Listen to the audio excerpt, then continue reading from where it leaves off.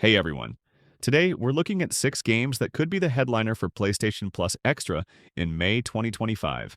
One of these is likely going to be the spotlight title when the lineup drops. I'll go through each one briefly, then you can tell me which game you think it'll be. Persona 5 Tactica is a strategy spin-off of the main Persona series. It pulls characters from Persona 5 and puts them into a tactical, grid-based format. The gameplay feels closer to something like XCOM, but with a faster pace. The style sticks to the Persona brand. Same music flair, same over-the-top combat finishers. It's not as long as the main games, but there's still a decent chunk of content here. It launched on all platforms and it's already on Game Pass. That increases the odds of it showing up on PS Plus too. Mirage goes back to basics. You play as Basim in a smaller, more focused story set in Baghdad. Ubisoft dropped the RPG systems from Origins, Odyssey, and Valhalla. This one feels more like the older games, stealth-focused, fewer side missions, and a tighter map. It got a mixed reception. Some liked the old-school design, others thought it was too simple. Ubisoft tends to drop its games into subscription services about 6 to 8 months after launch, and Mirage fits that window now. Skull and Bones finally released in early 2024 after several delays and development reboots. It's Ubisoft's pirate game, focused almost entirely on naval combat and resource gathering. It leans hard into multiplayer, though you can play some of it solo. Reception was rough. Critics pointed out the grind and repetitive mission structure.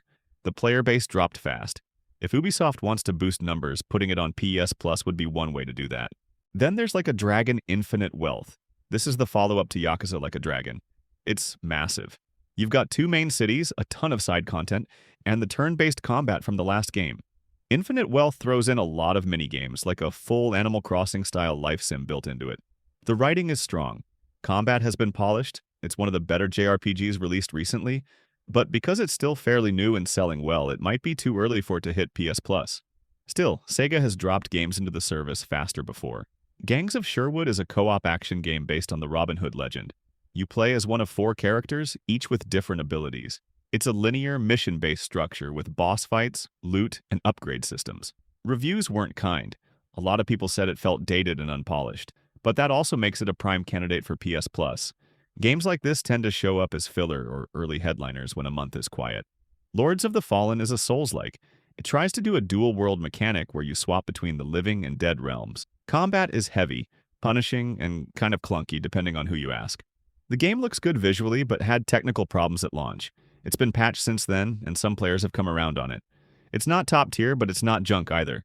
It also fits well into PS Plus Extra. Big name recognition without being a huge commercial hit. So those are the 6 games I think could be the headliner for PS Plus Extra in May 2025. Which one do you think it'll be? Let me know in the comments. Thanks for watching, and I'll catch you in the next one.